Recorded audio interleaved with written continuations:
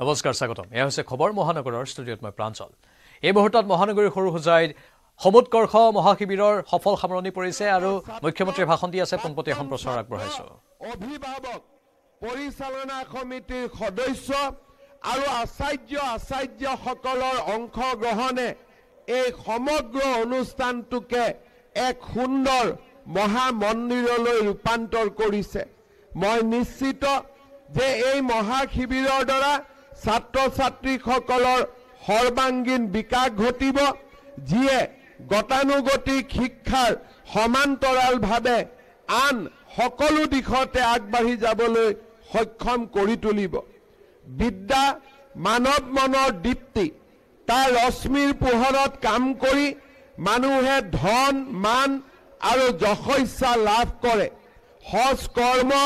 আৰু জগতৰ কল্যাণৰ সাধনৰ যোগেদি মান যশস্যা লাভ কৰিব পাৰি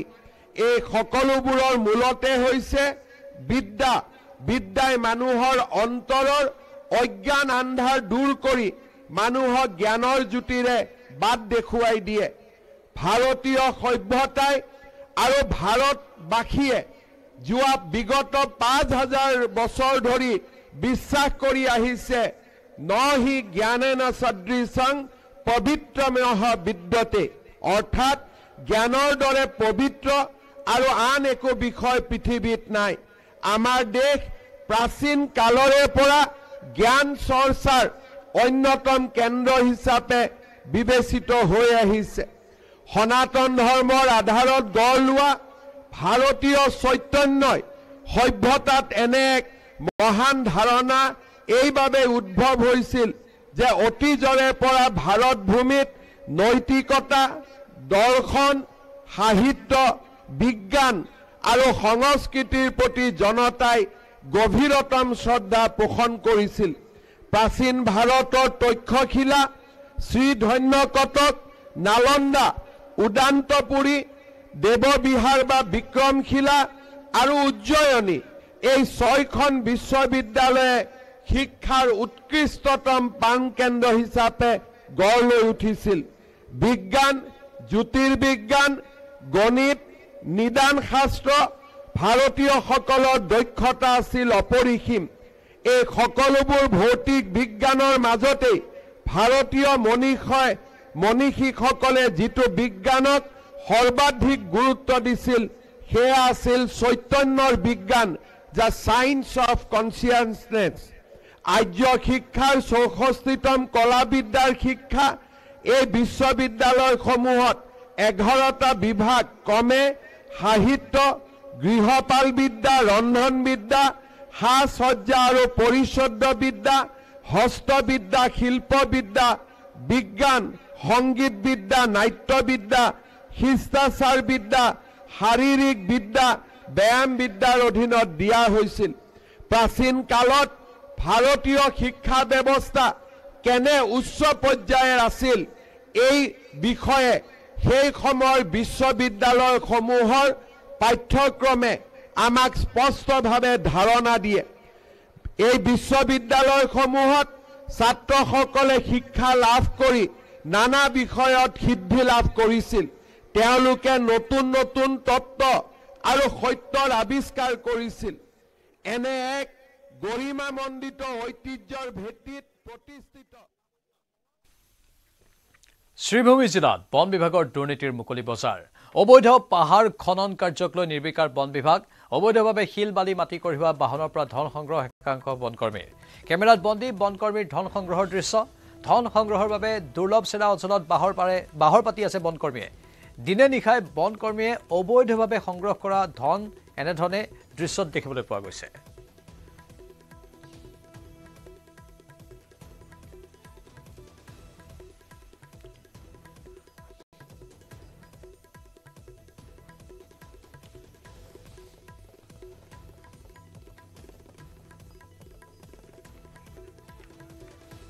ইয়াৰ দৃশ্যবোৰ দেখুৱাইছো আমি আপোনালোকক শ্ৰীভূমি জিলাত বন বিভাগৰ দুৰ্নীতিৰ মুকলি বজাৰ কেনেধৰণে চলিছে এই দৃশ্যবোৰ দেখাৰ পাছতে আপোনালোকে অনুমান কৰিব পাৰিব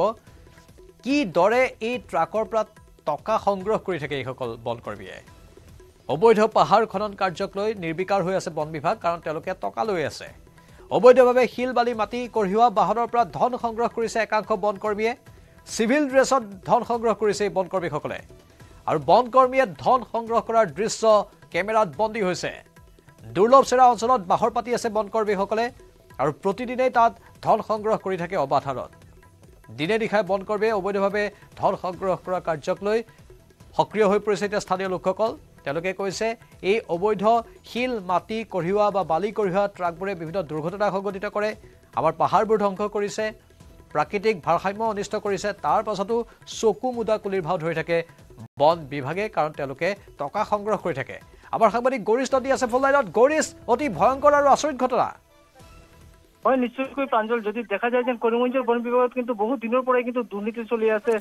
যে অবৈধ বালি সৰবৰাহ বিভিন্ন যে মহাল আছে মহাল বাদ দি অবৈধভাৱে বালি সংগ্ৰহ কৰা হৈ আছে যাৰ বিনিময়ত চৰকাৰে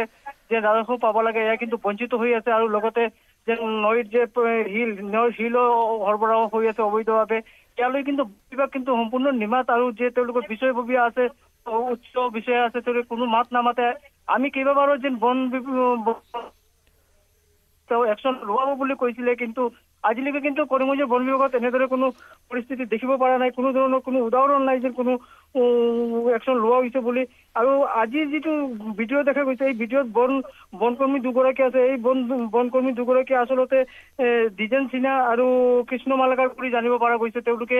কৰিমগঞ্জৰ দুৰ্লচৰা এলেকাত গাড়ী থমাই এনেদৰে যিসকল বালি গৈ থাকে মূলতঃ বালি ইয়াতে আছে চিংলা নৈৰ বালি এই বালিৰ পৰা ধন আদায় কৰি থাকে আৰু এনেদৰে চলি আছে আচলতে এই যে ট্ৰেইন তেওঁলোকে যদিও আদায় কৰি আছে সকলক কিন্তু বাদ পায় বুলি আমি জানিব পাৰিছো যিসকল ৰেঞ্জাৰ আছে বা আন শীৰ্ষ আধিকাৰিক আছে এনেদৰে বন বিভাগৰ ক'ব গ'লে পূৰ্ণ সমৰ্থনত চলি আছে কৰিমগঞ্জত যে কৃষিভূমিত আচলতে বালি ব্যৱহাৰ বা পাতৰ ব্যৱহাৰ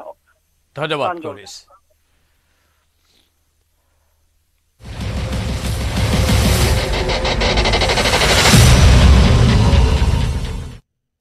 যুৱ ব্যৱসায়ী শিৰচ্ছেদ চিলাপথাৰত এই ঘটনা সংঘটিত হৈছে যুৱ ব্যৱসায়ী শিৰচ্ছেদ কৰি হত্যা কৰা হ'ল 515 নম্বৰ ৰাষ্ট্ৰীয় ঘাইপথৰ কাষত উদ্ধাৰ ছিন্নমুণ্ড মৃতদেহ জলকীয়া খুঁটিত উদ্ধাৰ সুমন দাস ওৰফে কংকনৰ মৃতদেহ বিবস্ত্ৰ অৱস্থাত উদ্ধাৰ কংকনৰ ছিন্নমুণ্ড মৃতদেহ মূৰৰ লগতে হাতত স্পষ্ট হৈ আছে আঘাতৰ চিন মৃতদেহৰ পৰা কিছু নিলগত উদ্ধাৰ হৈছে সুমনৰ বাহন চিলাবালি গাঁৱত উদ্ধাৰ সুমনৰ নীলা ৰঙৰ ছুইফ্ট বাহনখন মৃত সুমনৰ ঘৰ চিলাপথাৰৰ 2 নম্বৰ ভৈৰৱপুৰত অৰুণাচলত ব্যৱসায় কৰিছিল সুমন ওৰফে কংকনে বৃদ্ধা মাতৃৰ চিকিৎসাৰ বাবে ঘৰলৈ আহিছিল সুমন বৃহস্পতিবাৰে নিশা প্ৰায় 9 বজাত ডিব্ৰুগড়লৈ ওলাই গৈছিল সুমন আৰু দুৰ্বৃত্তই হত্যা কৰি ঘাইপথত পেলাই থৈ যোৱাৰ সন্দেহ কৰা হৈছে হত্যাকাৰী শীঘ্ৰে গ্ৰেপ্তাৰৰ দাবী স্থানীয় ৰাইজ আৰু দল সংগঠনৰ দণ্ডাধীশৰ উপস্থিতিত ইতিমধ্যে আৰক্ষীয়ে মৃতদেহ উদ্ধাৰ কৰিছে আৰু ঘটনা সন্দৰ্ভত চিলাপথাৰ আৰক্ষীৰ তদন্ত অব্যাহত আছে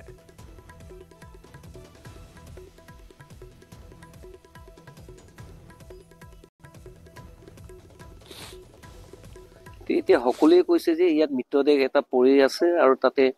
ডিঙি কটা হৈছে একদম ডিঙি টুকুৰা কৰি থৈছে বুলি সেইকাৰণে চাইছো এতিয়া মানুহজনক আমি সকলোৱে প্ৰত্যক্ষ কৰিছো দেখিছো মানুহজন চিনাকি যেন নালাগে আৰু খুব সম্ভৱ ইয়াতে ডিঙিটো কটা নাই কবাত কাটিছে ইয়াত কিন্তু পৰিকল্পিতভাৱে ইয়াত হোৱা বুলি দেখুৱাবলৈ লৈ আহি ইয়াতে শুৱাই থৈ কাপোৰবোৰ খুলি এনেকুৱা শুৱাই থোৱা আমি দেখিছো সকলোৱে প্ৰত্যক্ষ কৰিছো এইটো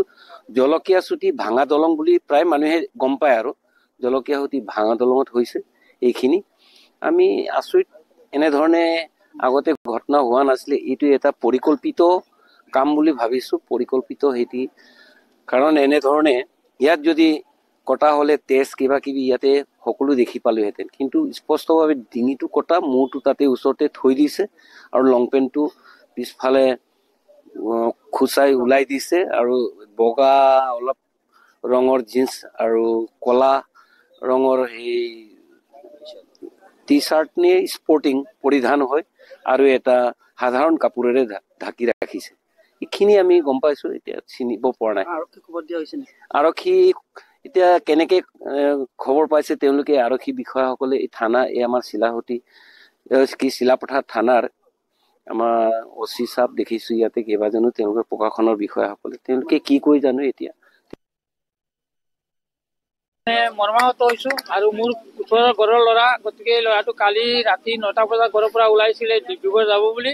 কিন্তু অকস্মাত আমি খবৰ পালোঁ যে গাঁওবুঢ়া এজনে ক'লে যে আপোনাৰ গাঁৱৰ ল'ৰা এনেকৈ হৈ আছে ভঙাজালত। গতিকে এইটো মই প্ৰশাসনক বিনম্ৰভাৱে অনুৰোধ কৰিছোঁ যাতে ইয়াৰ দোষীয়ে যাতে উচিত শাস্তি পায় আৰু তদন্ত কৰি দোষীক মানে ওলাব পৰা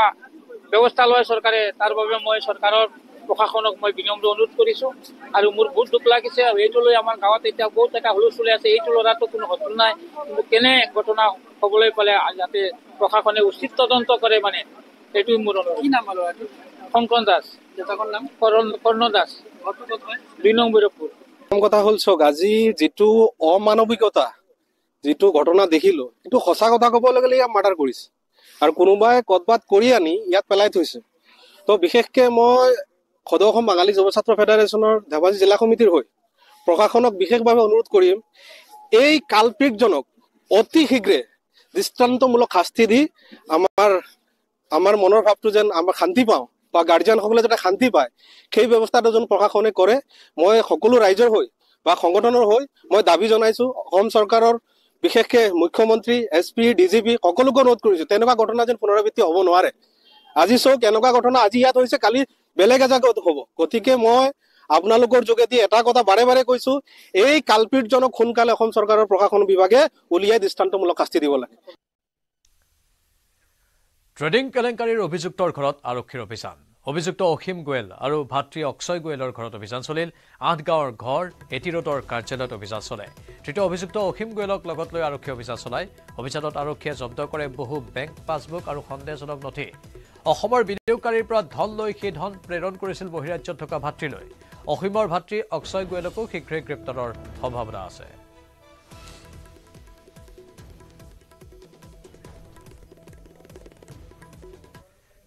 চিলনী চোৰৰ বিৰুদ্ধে কঠোৰ মহানগৰ আৰক্ষী। পাণবজাৰ আৰক্ষীৰ জালত কুখ্যাত চিলনী চোৰ। আৰক্ষীয়ে গ্ৰেপ্তাৰ কৰা চোৰটো দেৱতাই। পাণবজাৰত পথচাৰীৰ পৰা থপিয়াই নিছিল মোবাইল ফোন। ইতিমধ্যে আৰক্ষীয়ে উদ্ধাৰ কৰিছে চুৰি হোৱা মোবাইল ফোনটো।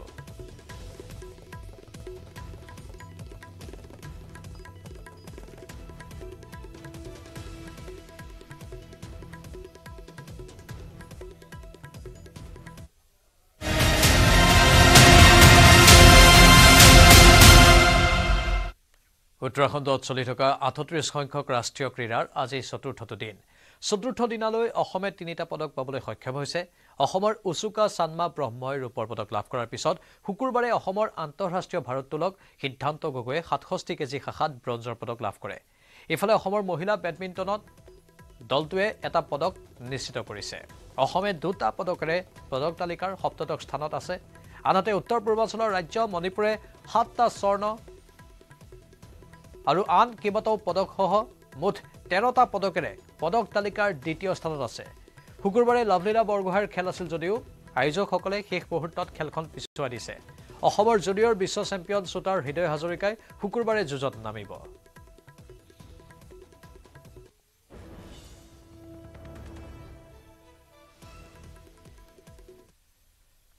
হোজাই জিলাৰ মোৰাজাৰৰ বান্দৰমেলা গাঁৱত সংঘটিত হৈছে এক জঘন্য ঘটনা। এখন ব্যক্তিগত বিদ্যালয়ৰ ছাত্ৰীক ব্লেকমেইল বিদ্যালয়খনৰ বাহন চালকৰ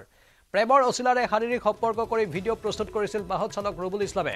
এটি সন্তানৰ পিতৃ লম্পট ৰবুল ইছলামে নাবালিকা কিশোৰীগৰাকীক ভিডিঅ' কৰি ব্লেকমেইলিং কৰি আহিছিল। সামাজিক মাধ্যমত কিশোৰীগৰাকীৰ সৈতে হোৱা শাৰীৰিক সম্পৰ্কৰ ভিডিঅ' বিলাই দিয়াৰো ভাবুকি দিছিল। কেৱল ইমানেই নহয়, যৌন শোষণ চলোৱা ৰবুল ইছলামে ছাত্ৰী তথা কিশোৰীগৰাকীৰ দ্বাৰা পিতৃ মাতৃয়ে জমা কৰা 2,90,000 টকাও হস্তগত কৰাৰ অভিযোগ উত্থাপন কৰিছে। বিগত ছমাহ ধৰি ভয় ভাবুকিৰে ছাত্ৰীগৰাকীৰ সৈতে শাৰীৰিক সম্পৰ্ক ৰক্ষা কৰি আহিছিল লম্পট ৰবুল ইছলামে।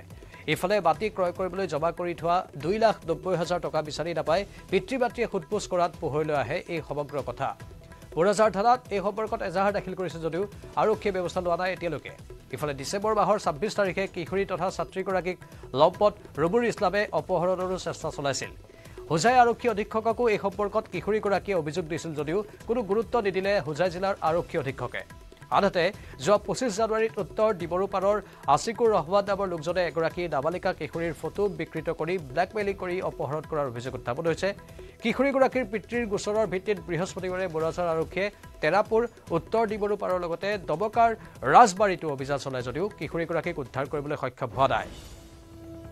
পূৰ্বেও আছিকুৰে একেদৰেই নাবালিকা কিশোৰীক অপহৰণ কৰি বহিৰাজ্যলৈ সৰবৰাহ কৰাৰ অভিযোগ আছে।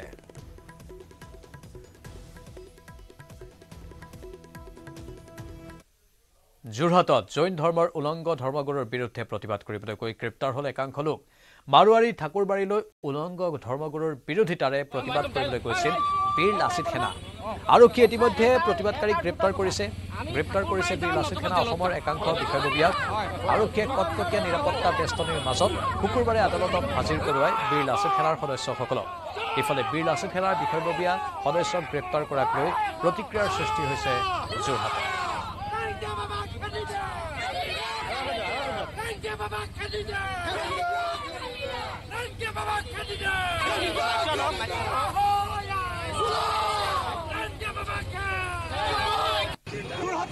ইতিহাসক কালিমা সমাজৰ বাবে সদায় থাকিব লাগিব থাকিবই লাগিব আমি সদায় অসমীয়া খিলন দিয়াৰ লগত আছো ধৰ্মৰ উলংগ ধৰ্মগুৰুৰ আশ্ৰয় গ্ৰহণক লৈ আলফা স্বাধীনে প্ৰেৰণ কৰিছে এক বিবৃতি অসমৰ ধৰ্মীয় ৰীতি নীতিৰ মাজত প্ৰভেদ আনিবলৈ অসম বিদেশী চক্ৰই উলংগ ধৰ্মীয় সংস্কৃতিক অসমৰ সমাজ জীৱনত সুমুৱাবলৈ অপ্ৰাণ চেষ্টা চলোৱাৰ অভিযোগ উত্থাপন কৰিছে আলফা স্বাধীনে বৃহস্পতিবাৰে যোৰহাটত প্ৰতিবাদ কৰিবলৈ যোৱা একাংশ বীৰ লাচিত সেনাৰ সদস্যক গ্ৰেপ্তাৰ কৰা কাৰ্যক গৰিহণা দিয়াৰ লগতে শীঘ্ৰেই মুক্তি দিবলৈ দাবী জনাইছে অপসংস্কৃতিৰ বাহক উলংগ ধৰ্মীয় যাত্ৰাৰ বিৰুদ্ধে প্ৰতিবাদ কৰা আটাইকেইজন যুৱকক মুক্তি নিদিলে অসমৰ অন্য প্ৰান্তৰ মাৰুৱাৰী লোকসকলে ভুগিব লাগিব বুলি বিবৃতি প্ৰেৰণ কৰিছে আলফা স্বাধীনে আনহাতে অম্বুবাচী মেলাত উলংগ আৰু মানসিক বিকাৰগ্ৰস্ত ব্যক্তিৰ যাতে প্ৰৱেশ ঘটিব নোৱাৰে তাৰ বাবে পশ্চিমবংগ সীমান্তৰ শ্ৰীৰামপুৰত আৰু স্থানীয় ৰেল জংচনসমূহত প্ৰতিৰোধী ব্যৱস্থা গঢ়ি তুলিবলৈ আগতীয়াকৈ আহ্বান জনালো বুলি উল্লেখ কৰিছে আলফা স্বাধীনে কিন্তু কামাখ্যা দেৱোত্তৰ বোৰ্ডে এনে অপসংস্কৃতিক যদি প্ৰশ্ৰয় দিয়ে তেন্তে ভৱিষ্যতে কামাখ্যা দেৱালয়ত যিকোনো উৎসৱ আয়োজন কৰাত আলফা স্বাধীনে বাধা প্ৰদান কৰিব বুলি উল্লেখ কৰিছে বিবৃতিত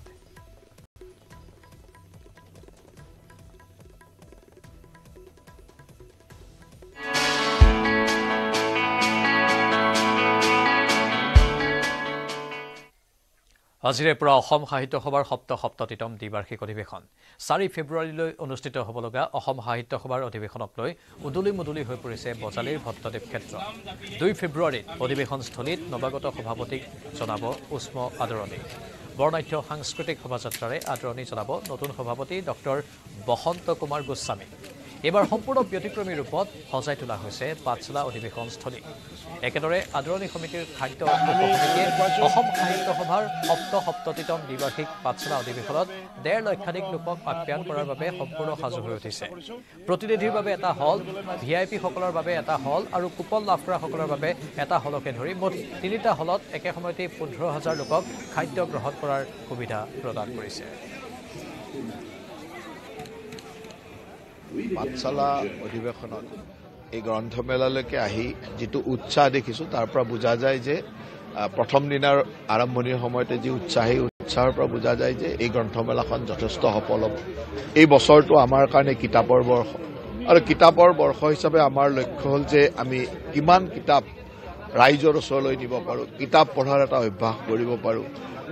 কিতাপৰ বিক্ৰী বঢ়াব পাৰো ইয়াৰ লগত জড়িত সকলো লেখক প্ৰকাশক মানে পাঠক সকলোৰে মাজত সুন্দৰ সম্পৰ্কৰ সৃষ্টি হয় গতিকে মই ভাবো যে এই গ্ৰন্থমেলাই এটা নতুন দিশৰ উন্মোচন কৰিব আৰু আজি যেটো উৎসাহ মই গ্ৰন্থমেলাত দেখিছো সাধাৰণতে গ্ৰন্থমেলাৰ শুভাৰম্ভণি বা এনেকুৱা আৰম্ভণি অনুষ্ঠানত এই ধৰণৰ উৎসাহ বা এই ধৰণৰ উপস্থিতি দেখা নাযায় গতিকে মই ভাবো যে ইয়াৰ উপস্থিতিয়ে এটা নতুন ভাল দিনৰ সংকেত আনিছে বুলি মই ভাবো নিশ্চিতভাৱে এক সুন্দৰ বাৰ্তা এটা কঢ়িয়াব সকলো অসমবাসী ৰাইজকে আমি বটদ্ৰৱ ক্ষেত্ৰত আহিবলৈ আমি অনুৰোধ জনাইছোঁ নিমন্ত্ৰণ শৰাই আগবঢ়াইছোঁ আদৰণি সমিতি সভাপতি হিচাপে আৰু যিসকলে আহিব নোৱাৰে দূৰৰ পৰাই যাতে আমাক আশীৰ্বাদ দিয়ে কাৰণ ধ্ৰুপদী ভাষাৰ মৰ্যাদা লাভ কৰাৰ পিছত প্ৰথমবাৰৰ বাবে এই অধিৱেশন অনুষ্ঠিত হৈছে নিশ্চিত ওপৰত বহু বাৰ্তা আগন্তুক দিনত এই যিহেতু আমাৰ শ্ৰীমন্ত মহাপুৰুষ শ্ৰীমন্ত শংকৰদেৱ আজি যদি অসমীয়া ভাষাৰ কথা যদি কওঁ যে ভাষাৰ যি জনক আজি শংকৰদেৱক বাদ দি পেলাই মাধৱদেৱক দামোদৰ দেৱক হৰদেৱক বাদ দি পেলাই আমি কোনো কাৰণৰ এই ভাষা আমি নাপাওঁ গতিকে সেইসকল মহাপুৰুষে যিহেতু আমাক যিহেতু ভক্তি ৰসৰ জৰিয়তে যিহেতু আমাক সকলোকে সমন্বয়ৰ এক বাৰ্তা দিছিলে গতিকে যাৰ কাৰণে প্ৰথমতে আমি নামঘৰ স্থাপন কৰি নামঘৰত এতিয়া যি ভাগৱত পাঠকে আদি কৰি আধ্যাত্মিক কাৰ্যসূচী চলি আহিছে গতিকে নিশ্চিত ওপৰত ভাল এক পৰিৱেশৰ মাজত সকলো আমি অধিৱেশনস্থলী শ্যাম বৰণীয়া অৰ্থাৎ পাতল নীলা আৰু লগতে পাঠশালা নগৰখনৰ পাতল নীলা কৰাৰ প্ৰচেষ্টা চলাইছোঁ। এই শ্যাম বৰণটো যিহেতু ভগৱান শ্ৰীকৃষ্ণৰ ৰং বুলি কয়, যাৰ কাৰণে আমি সকলো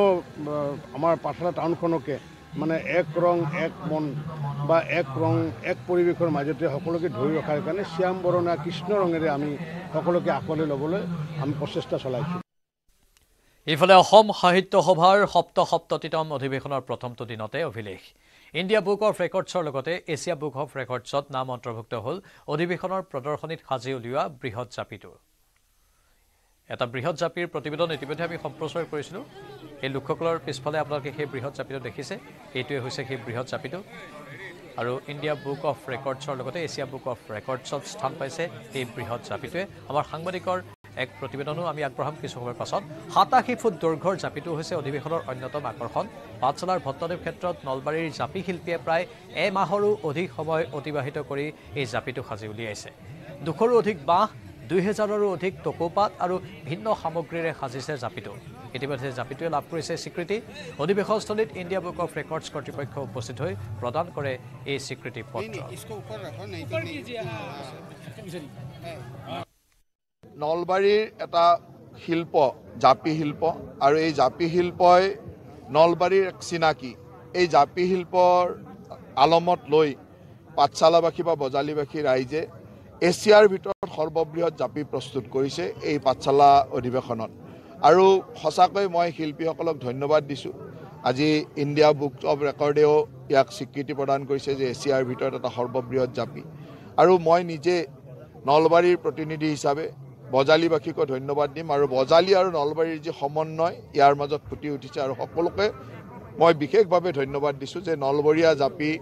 আজি গোটেই বিশ্বত জনাবৰ কাৰণে যি ধৰণৰ প্ৰয়াস এই অঞ্চলৰ ৰাইজে কৰিছে সেয়া বজালী আৰু নলবাৰীবাসীৰ এক সমন্বয়ৰ বাৰ্তা। ये जो झापी बन रहा है, ये मैसेज जब इंडिया बुक ऑफ रिकॉर्ड्स में गया तो टाइम टू टाइम इसका जैसे जैसे बन रहा है, जैसे जैसे इसका साइज़ हो रहा है, वो सारे रिकॉर्ड्स उधर वेरीफाई हो रहा है। तो उसको मैंने देखने के लिए मुझे भेजा जो ये रिकॉर्ड सही है या नहीं। तो मैंने आके जो देखा वो सही रिकॉर्ड है, और ये अभी इंडिया का तो बल्कि पूरे एशिया का सबसे लार्जेस्ट झापी है। उसका रेडियस 13.3 मीटर और इसका जो एरिया है वो 555 स्क्वायर मीटर का है। तो ये एशिया का लार्जेस्ट झापी है। এই মুহূৰ্তত আমি উপস্থিত আছোঁ অসম সাহিত্য সভাৰ যি অধিৱেশনস্থলীত। আৰু অসম সাহিত্য সভাৰ অধিৱেশনস্থলীত প্ৰথম দিনতে আচলতে এক উদুলি মুদুলি পৰিৱেশ বিৰাজ কৰা পৰিলক্ষিত হৈছে। বিভিন্ন প্ৰান্তৰ যিসকল আচলতে সাহিত্য অনুৰাগীয়ে এই মুহূৰ্তত ভিৰ পৰা পৰিলক্ষিত হৈছে ভট্টদেৱ ক্ষেত্ৰত। আৰু আজিৰে পৰা যিটো 5 দিনীয়া বিস্তৃত কাৰ্যসূচীৰে অনুষ্ঠিত হ'ব এই ভট্টদেৱ ক্ষেত্ৰতে অসম সাহিত্য সভাৰ যি সপ্ততিতম অধিৱেশন, আৰু যাক লৈ এতিয়া চৌদিশে এক সুন্দৰ পৰিৱেশ বিৰাজ কৰিছে। অন্যতে উল্লেখ কৰিব বিচাৰিছোঁ যে যি নামঘৰৰ দ্বাৰ মুকলি কৰাৰ পিছতে মূল তোৰণ বা বিজ্ঞান মেলা আৰু বিভিন্ন ধৰণৰ আচলতে ইয়াত যিসমূহ আচলতে অনুষ্ঠান সেইসমূহ মুকলি কৰা হৈছে। আৰু এই মুহূৰ্তত আমি প্ৰদৰ্শনীত উপস্থিত আছোঁ, আৰু প্ৰদৰ্শনীৰো আমি কিছু দৃশ্যাংশ দেখুৱাব বিচাৰিছোঁ। আৰু বিশেষকৈ যি অসমৰ যিসকল সাহিত্য অনুৰাগী আৰু সাহিত্য অনুৰাগীসকলৰ আচলতে কাৰণে এই যি ভট্টদেৱ ক্ষেত্ৰত আচলতে বিভিন্ন ধৰণৰ যিটো অনুষ্ঠানৰ আয়োজন কৰিছে, আৰু গোটেই দৃশ্যসমূহ দেখুৱাবলৈ চেষ্টা কৰিম। আৰু এই মুহূৰ্তত যথেষ্ট আচলতে লোকে ভিৰ পৰিছে যি প্ৰদৰ্শনীত। আৰু প্ৰদৰ্শনীত বিশেষকৈ যদি ক'বলৈ যায়, বিশেষকৈ যি ইয়াত যি 87 ফুট দৈৰ্ঘ্যৰ যি আচলতে 87 ফুটৰ যি জাপি ইয়াত সাজি উলিয়াইছে, আৰু এই জাপিটো এতিয়া অন্যতম আকৰ্ষণ হিচাপে চিহ্নিত হৈছে। উন্নতে যি এই অধিৱেশনত আচলতে বিভিন্ন ধৰণৰ আচলতে অনুষ্ঠানৰ আয়োজন কৰিছে, সেয়া বিজ্ঞান মেলাই হওক বা গ্ৰন্থমেলাই হওক বা বিভিন্ন আচলতে অনুষ্ঠান। আৰু অসম সাহিত্য সভাৰ যিসকল সাহিত্য অনুৰাগী বা অসম সাহিত্য সভাৰ প্ৰতিনিধিসকল আছে, আৰু প্ৰতিনিধিসকলে প্ৰথম দিনতে আহি ভিৰ কৰিছে। আৰু উল্লেখ কৰিছোঁ যে এই মুহূৰ্তত যিটো জাপি বৃহৎ আকাৰৰ জাপিটোৰ সন্মুখ ভাগত আছে, আৰু বৃহৎ আকাৰৰ জাপিটো সকলোৱে এই মুহূৰ্তত যি তেওঁলোকৰ মোবাইলতে হওক বা একপি ফটোৰে তেওঁলোকে আবদ্ধ কৰিব বিচাৰিছে। আৰু পিছফালে যদি সহযোগী সম্ভৱ হয় পিছফালে দেখুৱাব যে এখন ভিনটেজ কাৰ ৰখা হৈছে। আৰু গোটেই আচলতে যি অধিৱেশনখন সৰ্বাংগ সুন্দৰ হোৱাৰ কাৰণে আচলতে বিভিন্ন ধৰণৰ প্ৰস্তুতি ইতিমধ্যে সম্পূৰ্ণ কৰি তুলিছে। আৰু এই মুহূৰ্তত আমি প্ৰদৰ্শনীৰ ভিতৰ ভাগত আছোঁ, আৰু যিফালে চাবলৈ যায় এতিয়া ভট্টদেৱ ক্ষেত্ৰৰ চৌদিশে এতিয়া সাহিত্য অনুৰাগীৰ ভিৰ হোৱা পৰিলক্ষিত হৈছে। আৰু ৰাজ্যৰ বিভিন্ন প্ৰান্তৰ সাহিত্য অনুৰাগীসকলে আহি যি ভট্টদেৱ ক্ষেত্ৰত ভিৰ পৰিছে। উল্লেখ কৰিছোঁ যে আজিৰে পৰা 5 দিনীয়াকৈ অনুষ্ঠিত হৈছে অসম সাহিত্য সভাৰ যি অধিৱেশন। আৰু এই অধিৱেশনৰ লগত সংগতি ৰাখি আচলতে অসমৰ বিভিন্ন প্ৰান্তৰ পৰা সাহিত্য অনুৰাগীসকল আহিব তেখেতসকলক আপ্যায়ন কৰাৰ ক্ষেত্ৰতো কিন্তু যথেষ্ট আচলতে বিভিন্ন ধৰণে কাম কৰা পৰিলক্ষিত হৈছে কাৰণ সাহিত্য অনুৰাগীসকলক আপ্যায়নৰ ক্ষেত্ৰত আচলতে বিশাল তেওঁলোকক আপ্যায়নৰ ক্ষেত্ৰত বিশাল পেণ্ডেল সাজি উলিয়াইছে তাত খোৱা বোৱাৰ ব্যৱস্থা কৰিব অন্যহাতে যিসকল প্ৰতিনিধিক লৈ আচলতে ইয়াত সভা অনুষ্ঠিত হ'ব তাক লৈ বিশাল আচলতে পেণ্ডেলো দেখিবলৈ পোৱা গৈছে আৰু এই মুহূৰ্তত আমি ভিনটেজ কাৰখনৰ দৃশ্য দেখুৱাব বিচাৰিছোঁ আৰু ইতিমধ্যে উল্লেখ কৰিছোঁ যে ৰাতিপুৱা নামঘৰৰ দ্বাৰ উন্মোচন কৰাৰ পিছৰে পৰা আচলতে উদুলি মুদুলি পৰিৱেশে বিৰাজ কৰিছে আৰু বাতৰি দেখোঁতে সময় হৈছে বাণিজ্যিক বিৰতিৰ